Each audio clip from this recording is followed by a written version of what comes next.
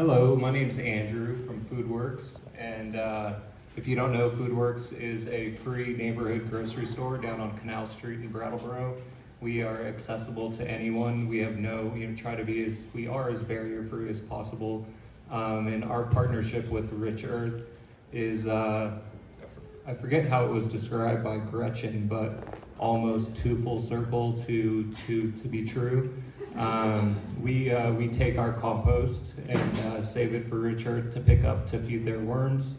And Rich Earth brings us back some beautiful greens, lovely lettuce that we distribute, and our shoppers really appreciate it. We get a lot of great produce from the Vermont Food Bank, which we appreciate, but we don't often get greens from the food bank. And lots of the greens that we're able to rescue from local grocery stores are past their prime. So it's really awesome to get the really perfect, beautiful, fresh greens that Rich Earth provides to us. And we're very thankful for that. So thanks for having us.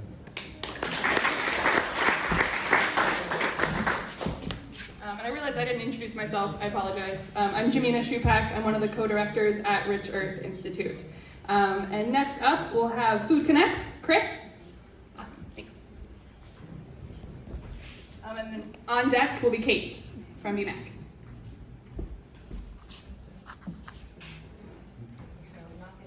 Yeah. This area is a little bit clearer. Hi, folks. My name is Chris Nelson. I work with Food Connects, and I'm the program manager for our Farm to School program. So Food Connects, if you don't know, we have a few different programs. Our focus is really on transforming the local food system. We have a food hub, which helps to connect local producers and farmers with local markets, including schools. And then our Farm to School program works within the schools on farm to school teams to sort of help to gradually change school culture and incorporating those local products into the school and really getting buy-in from the students as well. We also oversee Vermont's Harvest of the Month program. So in terms of the food cycle, I think probably what I would just say, we sort of frame our work with the 3 C's, what we call the 3 C's, cafeterias, classrooms, and community. And so I think that the sort of our take on the cycle is that you've got your farmers and your producers, and that the food hub helps to get those to local institutions, including schools and cafeterias. Those cafeterias sort of transform that into delicious meals, but of course the students have to eat the meals in order for it to really be a success. And so that's a lot of what the Farm to School program does, is work with teachers and parents and administrators, garden coordinators, to do all kinds of programming within the schools. And then we help to tell that story out in the community. And one of the main things that we try to do is affect policy through those stories. So that's kind of the cycle that we work on. So thanks very much.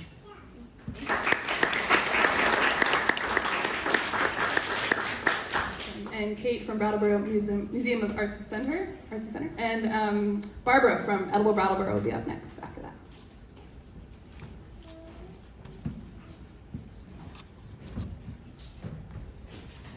Hi all, I'm Kate from Brattleboro Museum of Art Center. We were so excited to partner with Rich Earth Institute on connecting art and local farms to the community. That's a big important thing to us. It's just figuring out ways to connect all the different pieces of our community. So please stop by and come and check out some of the incredible interviews that Rich Earth did with SUSU Community Farm, West River Seeds, and Wild Carrot. And then come and feel inspired and make some prints out of some of the samples of their favorite crops. So thanks for including us.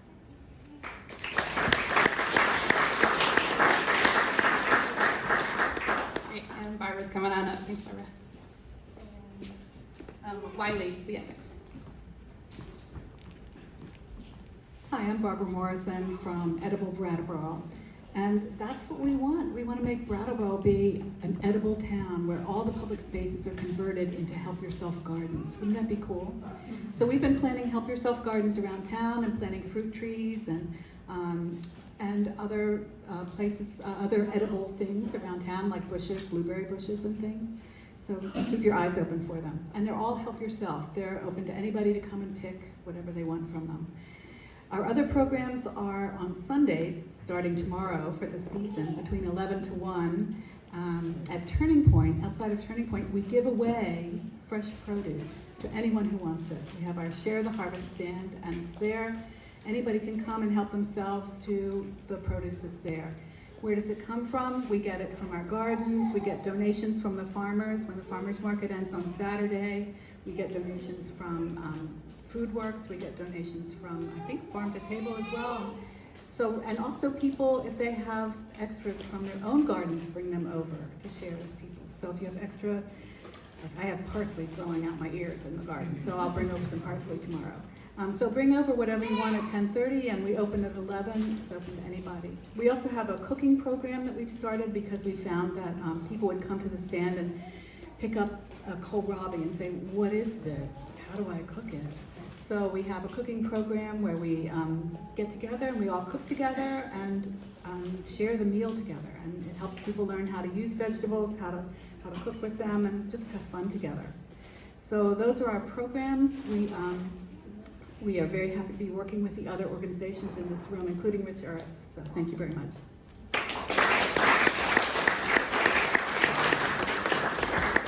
And Wiley with the food bank.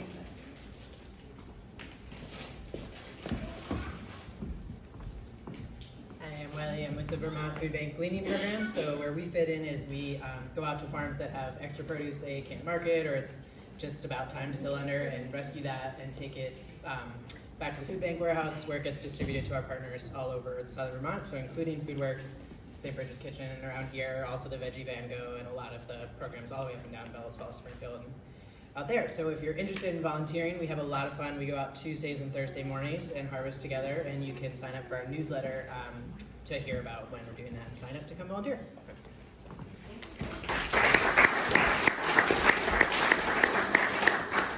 And next up, Jamie with Super Fresh Cafe, and then and after that, John from Wyndham Waste.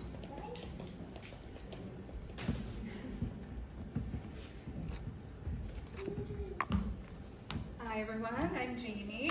Today I'm here with Super Fresh Cafe. I also am so excited to be here because I'm also the cooking coordinator for the lovely Edible Brattleboro back there. So I have strong connections to the Rich Earth Institute through them. And also I'm a parent and community member on our Farm to School committee at Oak Grove School.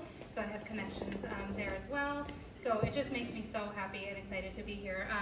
So Super Fresh Organic Cafe is a cafe that's located on Main Street. And what's really exciting about Super Fresh is that the food is all organic, gluten-free, and vegan, and we try as much as possible to do locally sourced and sustainably sourced ingredients, partnering with local farms and just local stores in the community. So yeah, we're really happy to be here. So thank you so much for having us. Thank you.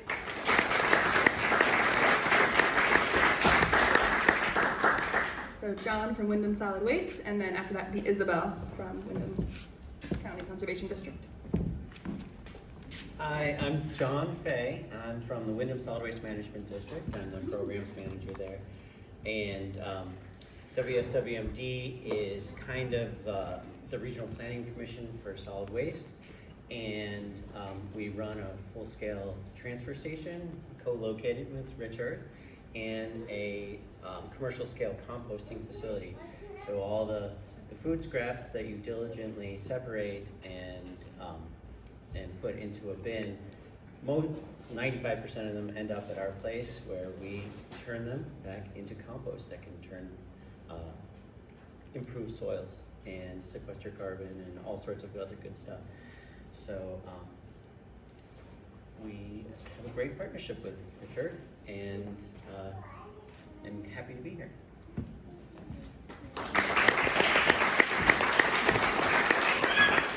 And Isabel, and after that will be Ben Goldberg. Hope you're getting a sense of just like how much is happening in this community around food. Thank you. Hi, I'm Isabel Bowman with the Wyndham County Natural Resources Conservation District. It's a really long name to basically say we're here to help the community to improve natural resources. So what that means is Sometimes we go and help with invasives removal. Sometimes we go talk to people about any sort of issues on their property. Where we fit into the food system is we have an agricultural specialist who comes out and she talks you through some options. Sometimes this is technical assistance, sometimes financial assistance to help farmers get to where they want to be. So we always sit down with farmers and we walk through what are the dreams that they have and then what are their immediate needs. So what's something pressing right now? Do you not have accessible water for your livestock? Is it more of an issue of you can't figure out what grants will help you? That's what we're here to do. And if you have any questions, we have, I have my associate, the agricultural specialist card over there, and I can also help navigate you to the right place. So thank you all.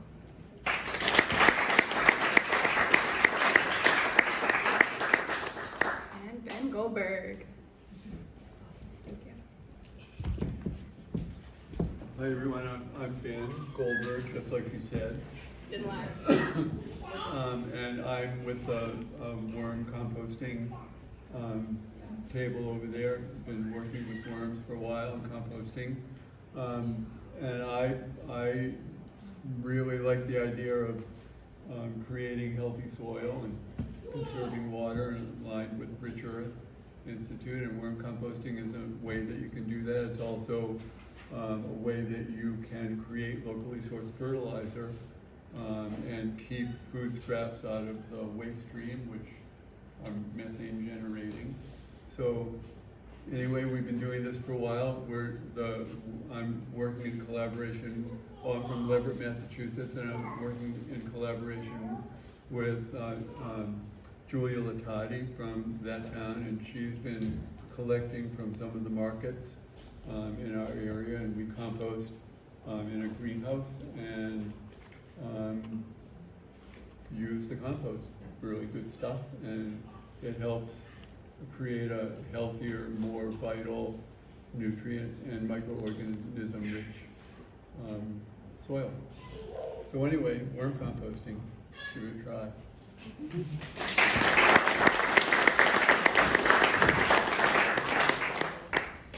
So I see a lot of folks standing in the back. There are more chairs in this little room over here. If anybody wants to grab one and be seating, you're welcome to be. So thank you so much, all those partners. I hope you all find a time to go and chat with them. There's some activities out there. Also just a lot of good information to tie into the food cycle in this community. So thank you all. One more round of applause for them. Yeah.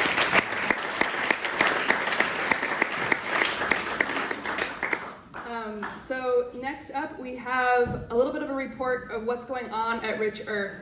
A lot of you know that we have this whole demonstration site where we're collecting urine from the community, from our urine donors, and turning that into fertilizer to be used on local farms. We also have an entire research branch where we're using the urine that we're collecting also to learn more about how to do what we're doing.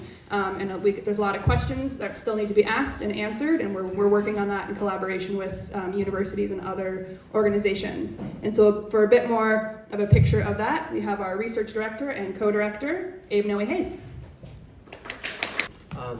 We do have a lot going on. Arthur says I can extend this upward.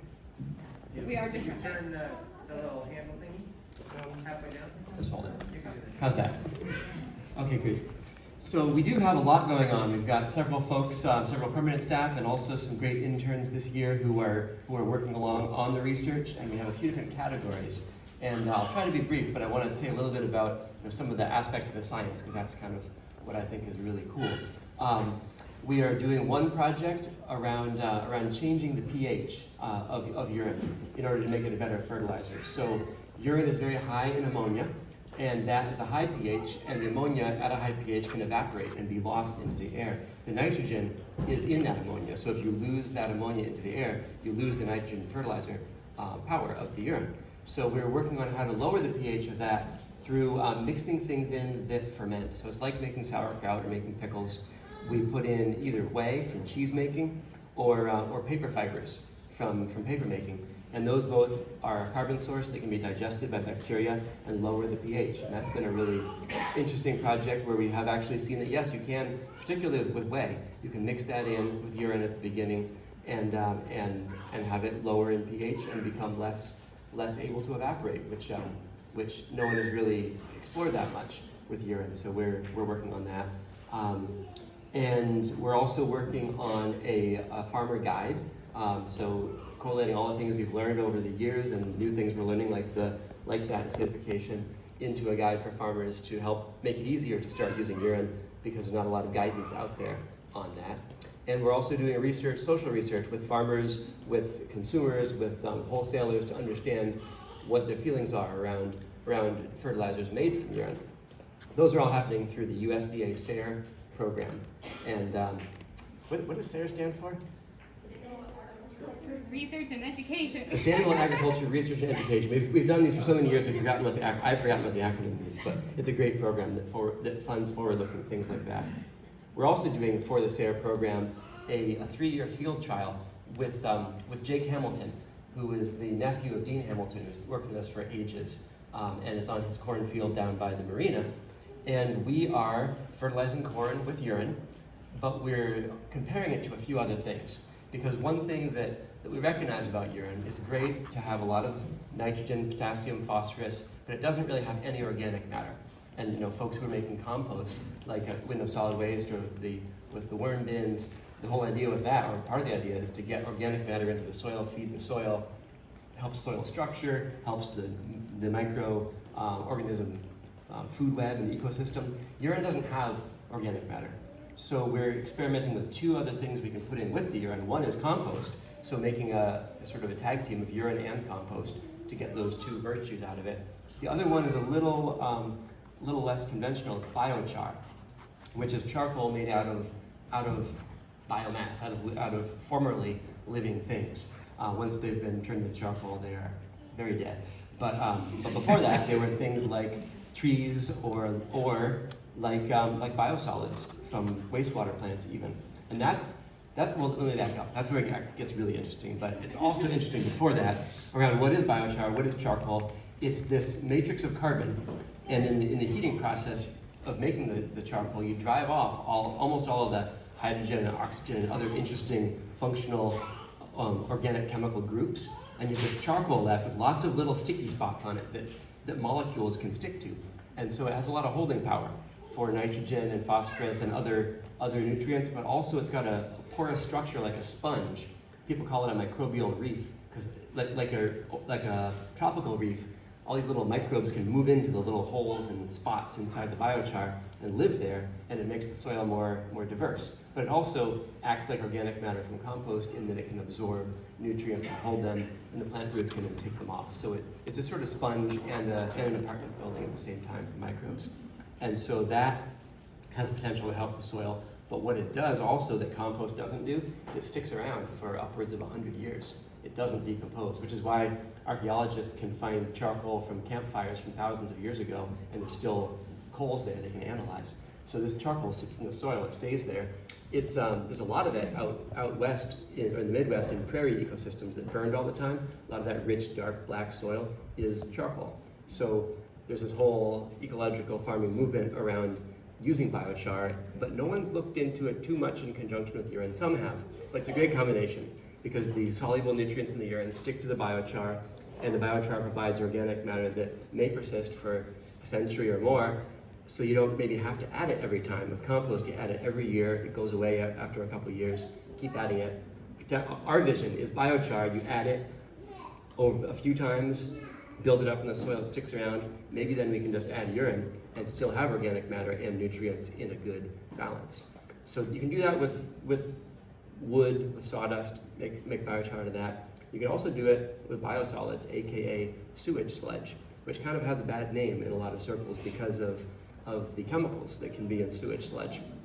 And so there's this problem right now, especially with PFAS, the polyfluorinated compounds that stick around forever, where they're in sewage sludge, they're in takeout containers from restaurants, they're in your Teflon skillet, lots of things.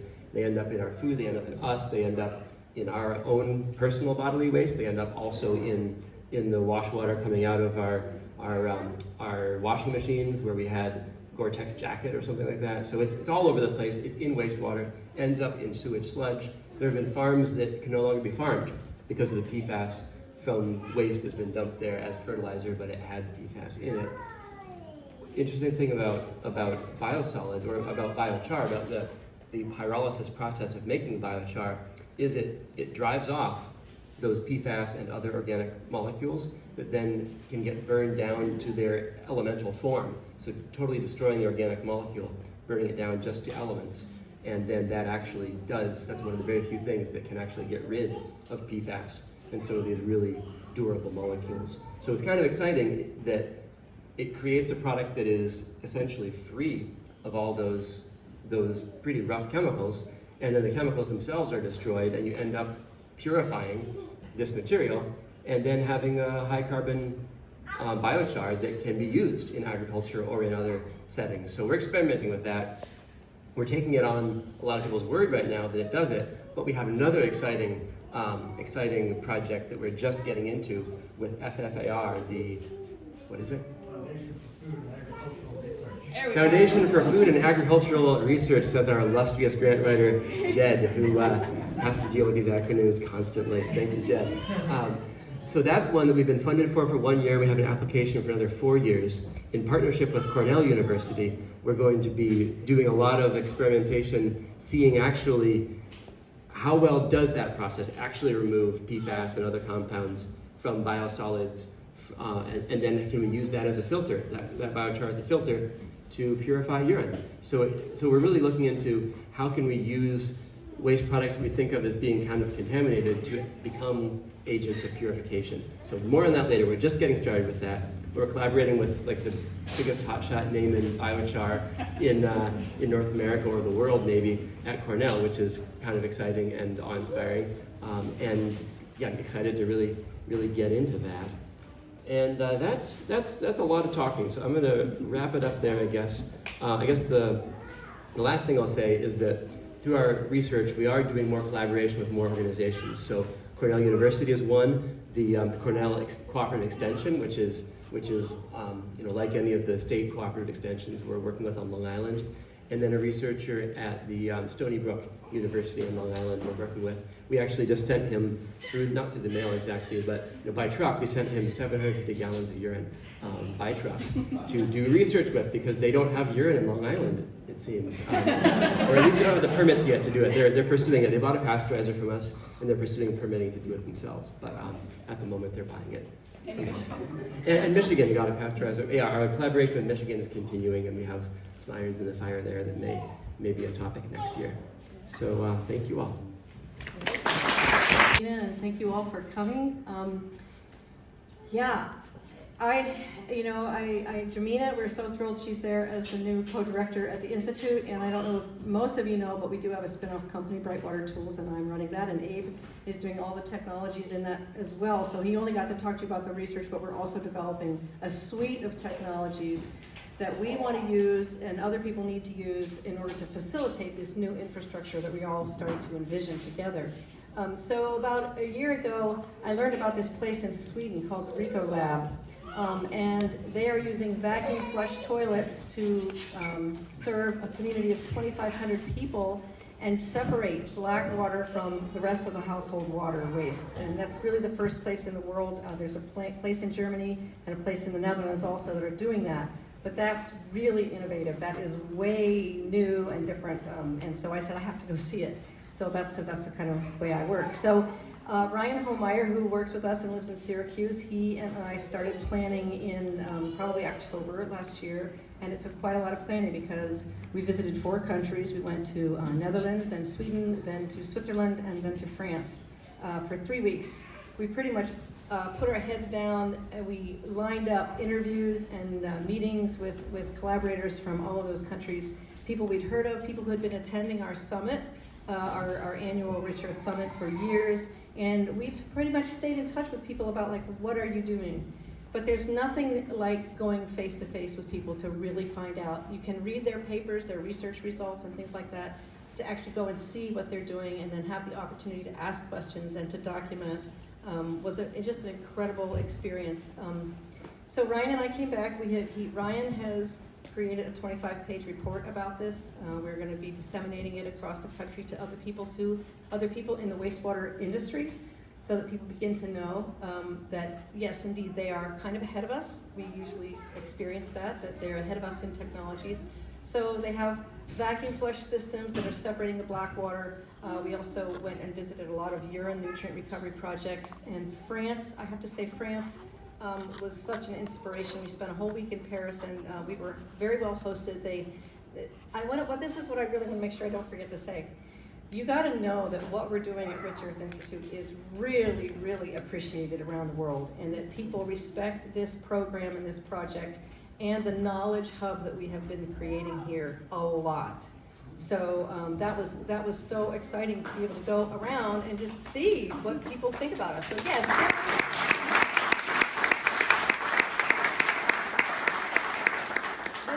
Urine nutrient recovery project that we have going here and the annual summit and the way we have been connecting people all over the planet has been really phenomenal. So I want to also let you know that because of this trip, the Brightwater team has been having many follow-up conversations with potential partners, potential collaborators, people who might want to buy our technologies, people whose technologies we might want to also buy and represent. So there's just this cross-pollination that is just ripe, and I'm real excited about that. So that was the trip. I do want to say one other activity that I'm involved with in the United States with Ryan working with me is the Distributed Water Infrastructure Task Force.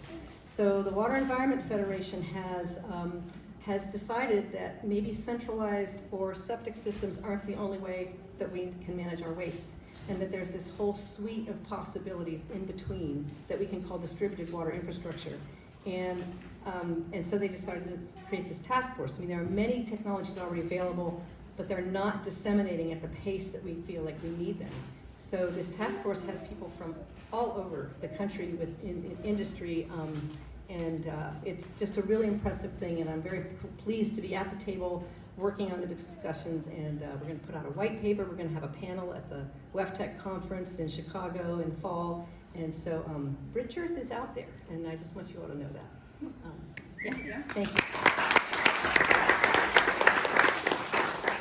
And this year, our summit, which is in the fall, November 7th through 9th, we're having our keynote speaker actually come in from Paris, from France. I'm blanking on his name though. Fabien Escoulier. Fabien Escoulier, and he is wonderful. So if you're thinking about coming to our summit, highly recommend it. I know we're throwing a lot at you right now of information, so if you have questions, if you want to keep talking about these things, definitely find a staff member from Rich Earth and keep talking about it. But now, drum roll please. The moment you've all been waiting for, the Piss Off Awards, presented of course from Arthur Davis, the head of our urine nutrient reclamation program. Come on up. Who contributed the most this year?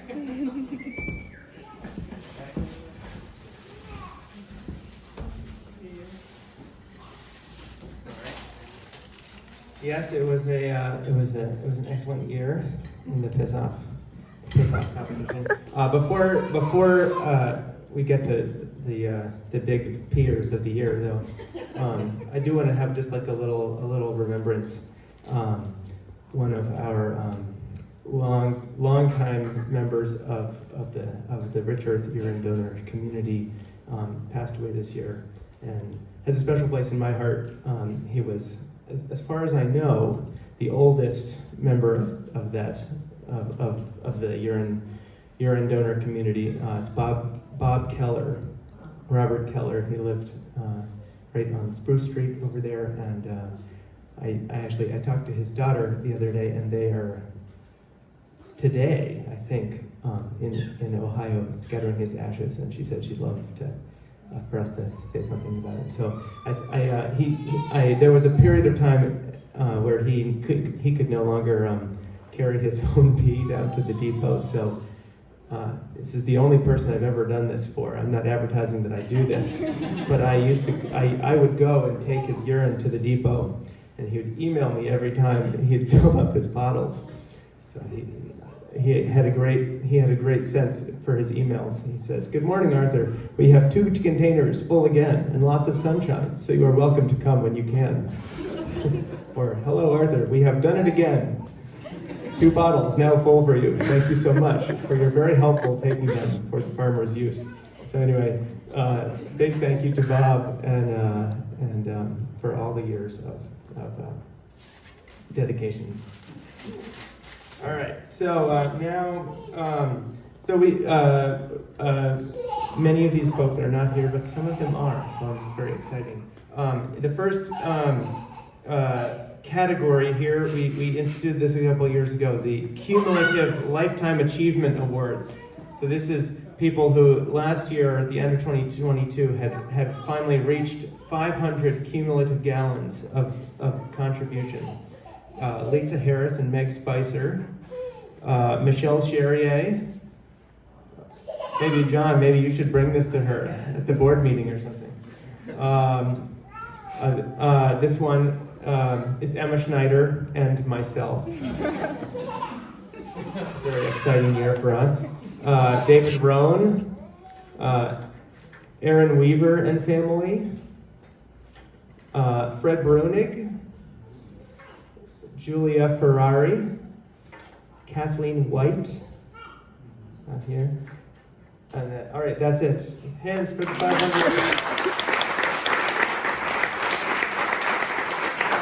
All right, next is 1,000 cumulative gallons.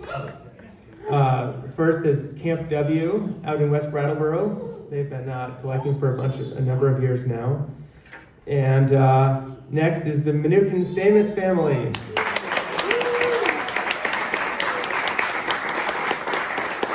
1,000 cumulative gallons. Extremely impressive achievement. Next we have 2,000 gallons. First is Betsy and Laura Williams. Woo! And also, Lifetime Achievement 2,000 cumulative gallons is the Lucy Sellers family.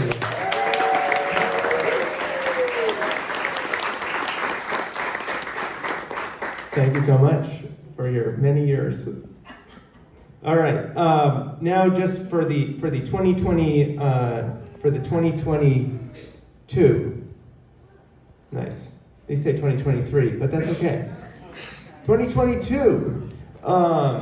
Piss off winners. So the pump out division. So these are people who have permanently plumbed tanks, and we come and pump out their tanks. Is Conrad Sheltema and family. In third place, Kim Nace and Mike Early and their cadre of housemates with 350 gallons last year. And in first place is Camp W. And the depot division, which is the winners of the cup, because these people, they have to lug all of these gallons by hand down to the depot. That is a feat, if there ever was one. Betsy and Laura Williams in third place. I don't like to announce anything for myself, but I did make second place last year with my brother. And in first place, the winners of the 2022 Judy Zemmel Cup is Linda Bailey and Edmund De Bruin.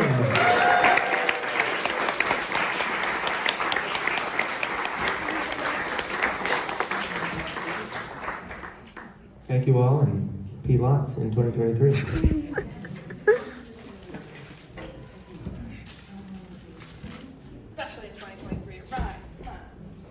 All right, it got taller, or I got shorter? I don't know what happened. It got taller. That makes more sense. All right, next up we have a special treat. Jay Bailey is going to play some music for us. Jay Bailey has been a partner farmer of ours for many years. And you're welcome to say a little bit about what you have going on over there if you'd like, but we're so appreciative to be partnering with Jay Bailey and to get to hear some of your music. And then next up will be Aura Shards playing while we mingle and make smoothies and eat more snacks and talk to folks and learn and connect. So without further ado, Jay Bailey.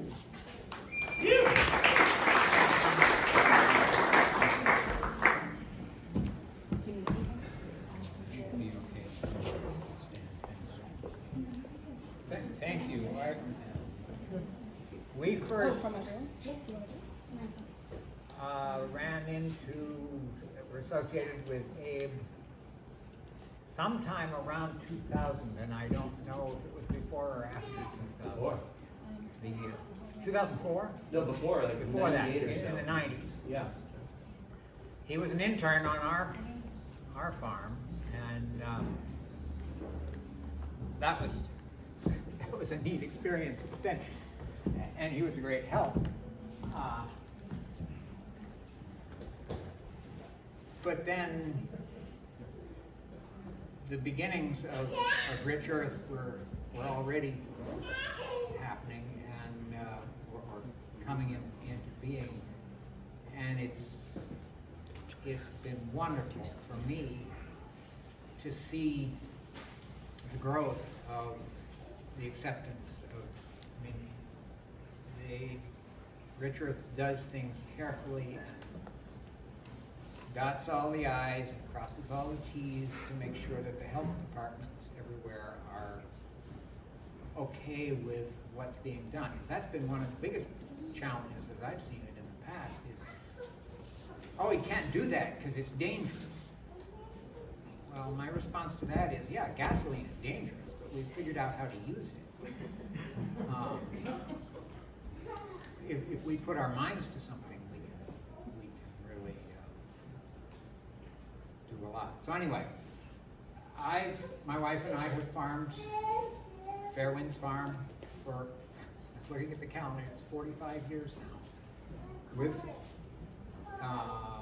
We started with an old tractor, the use of an old tractor, and had to replace it after 2 years, and we went with horses. And figuring we would hire somebody with a tractor when we needed to. But we tried to design what we do around what the horses do. And sometimes people ask, are you going back to the past? And my response is no. This is part of the way of the future. It's appropriate technology. There are things that the internal combustion engine is really appropriate for. Running a bucket loader would be one of them. It's a little hard to get a horse to do that. But there are lots of things that horses do way better than a tractor. And anyway, so I've got some songs.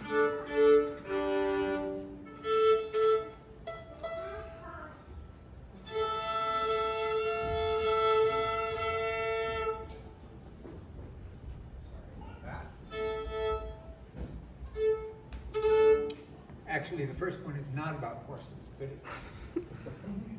it's about farming, or an aspect of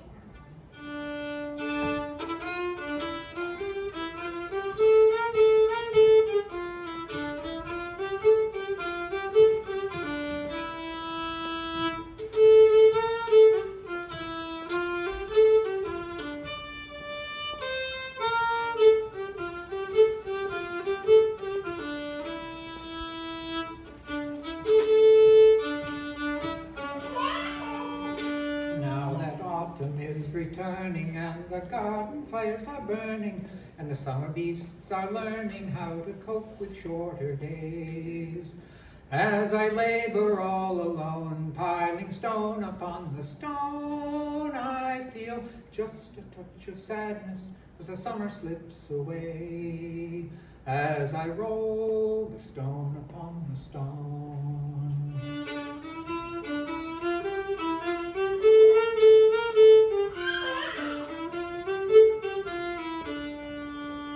Working in the frosty weather, when the stones are stuck together, lifting divot soil and heather as I prise them from the ground. And a little work is done till the weak and wintry sun loosens off the icy grip, and I can lay me hammer down as I roll the stone upon the stone.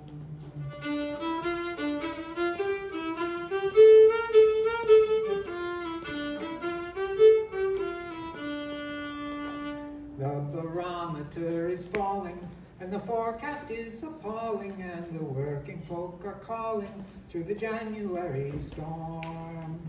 Gales 8 and 10 all day nearly blow the stones away, and my brain is turned to porridge by the time I head for home, as I roll the stone upon the stone.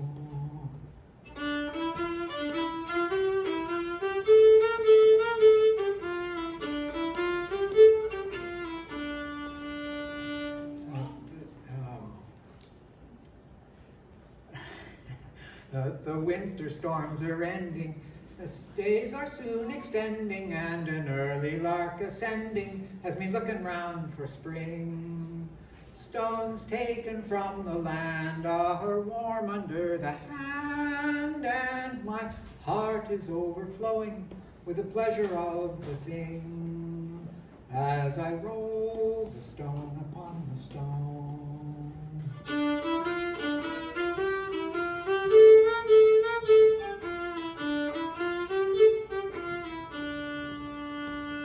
Soon the wall is moving over belts of willow, herb, and clover, and the weasel and the plover watch me slowly pass them by. And the air is full of wings as a million stinging things set me yearning for October in the middle of July, as I roll the stone upon the stone.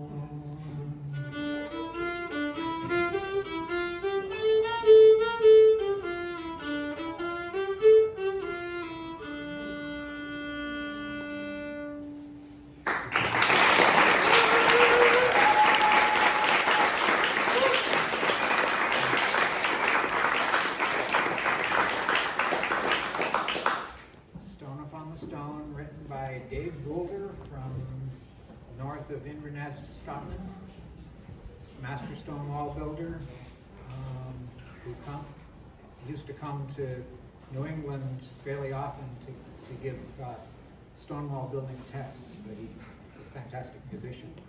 I had good luck to meet him.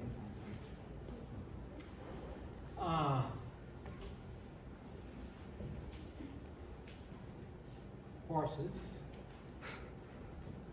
Over the years, we started with a pair of old mares, older mares, and the daughter of one of them, and a young stallion. And I now have one of the 6th generation from those first ones. We've had more than 40 foals over the years.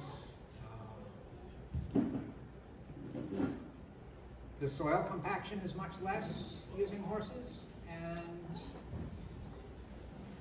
well, I can ask them to come up and they'll move, and I can turn off the ignition by saying whoa, and that's hard to do with a mechanical tractor. Certainly on the level that anyway.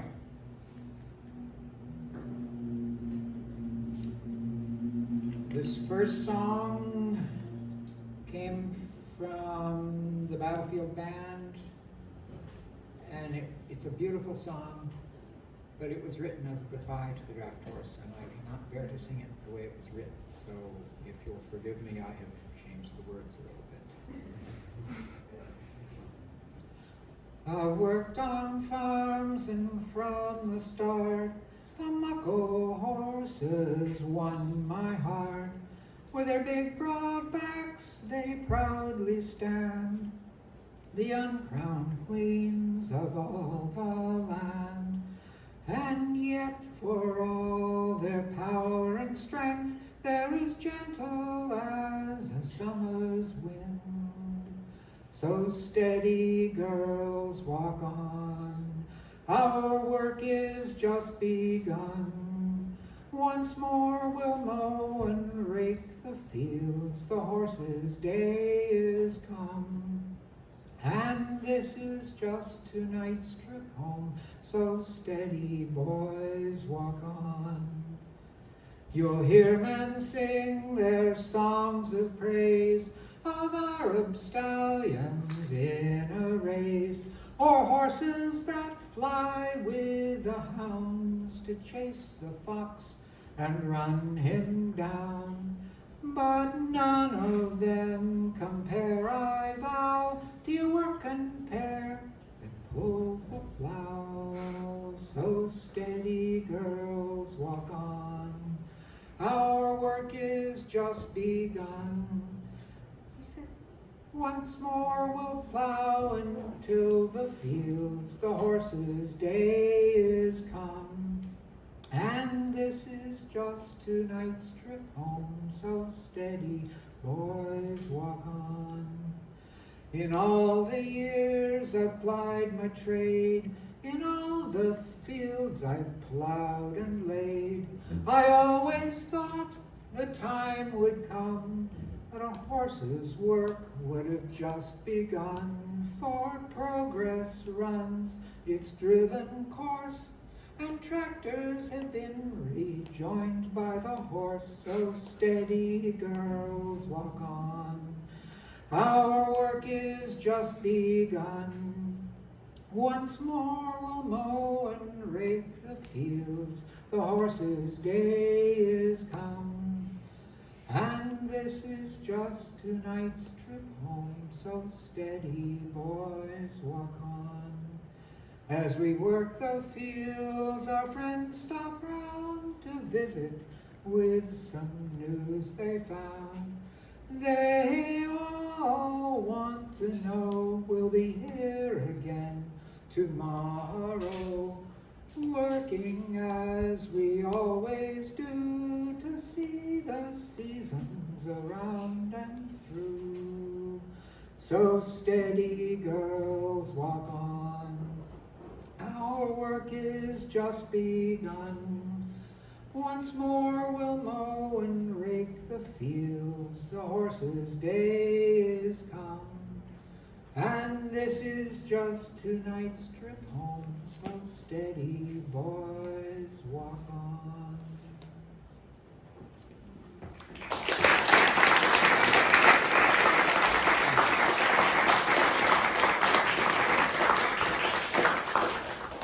I'll often sing that too when I'm out working. Or this next one, we sing it as a lullaby to the kids.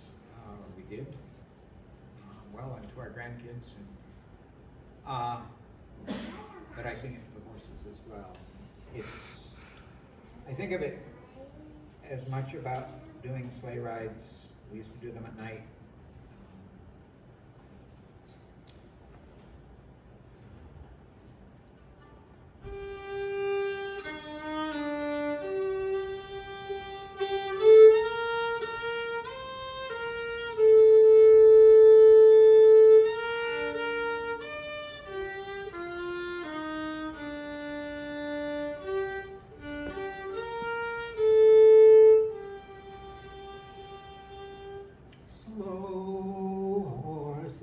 Slow, as through the woods we go, we would count the stars in heaven, hear the grasses grow, watch the cloudlets few, dappling the deep blue, in our open palms outspread, catch the blessed dew.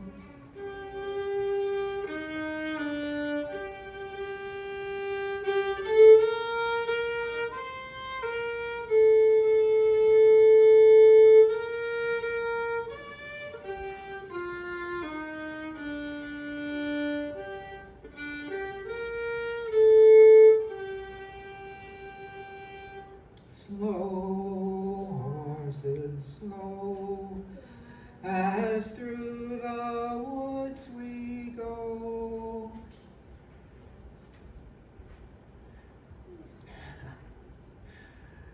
I put the third verse first. And lost my place.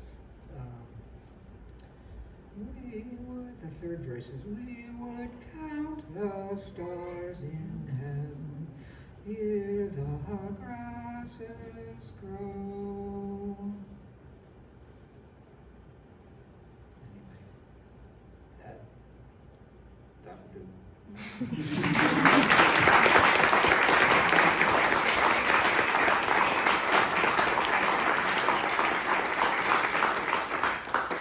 I think I looked that up on the internet, and there are a couple more verses. It's more of a love poem, but I never bothered to learn the other verses.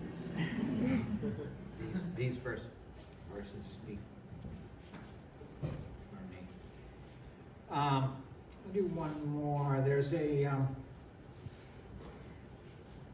again, this relates to part of why anybody would be foolish enough to be using horses. It has to do with,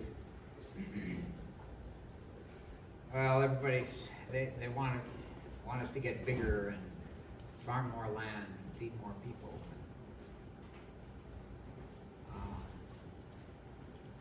That, if you carry that to the end of that line of reasoning, it means that I need to put all the other farmers there are out of business.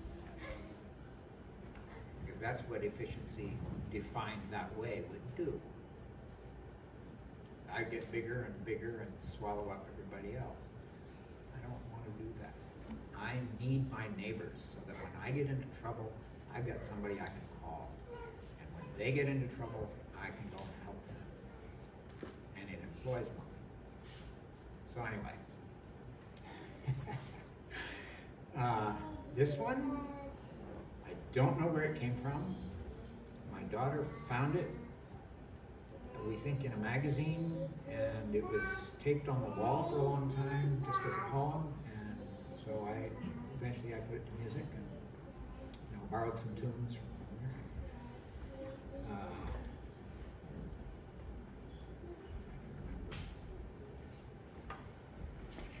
there is a faster, noisier way to cut a field of ripened hay than mowing it in even courses by sickle bar and team of horses.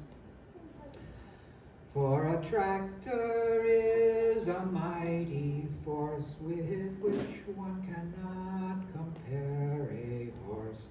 For tractors cut and stack and bale fast as a horse can swish its tail. There is a faster, noisier way to cut a field of ripened hay than mowing it in even courses by sickle bar and team of horses. A team of horses walking by against a pleasant summer sky brings beauty to hay harvest time, while tractors offer noise and grime. There is a faster, noisier way to cut a field of ripened hay than mowing it in even courses by sickle bar and team of horses.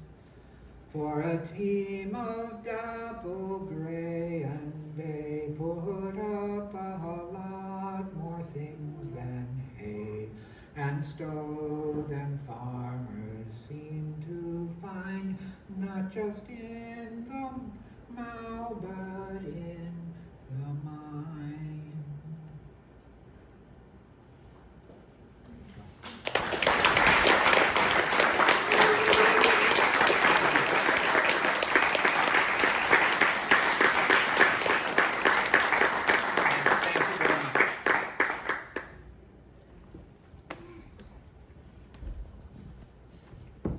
Thanks so much, Jace. a treat, always a treat. So that concludes our Please Sit Here and Listen to Us programming. And so there's, as you heard, so many folks here. Please talk to them. There's tons of snacks. It might look like it's dwindling, but it's about to be replenished. There's a popcorn station. There's a smoothie bike. So if you haven't made a smoothie yet, recommend it. And then while we're mingling and eating and whatnot, Aura Shards will be playing on the stage. Thank you so much, and thank you so much for coming to the Rich Earth Jubilee.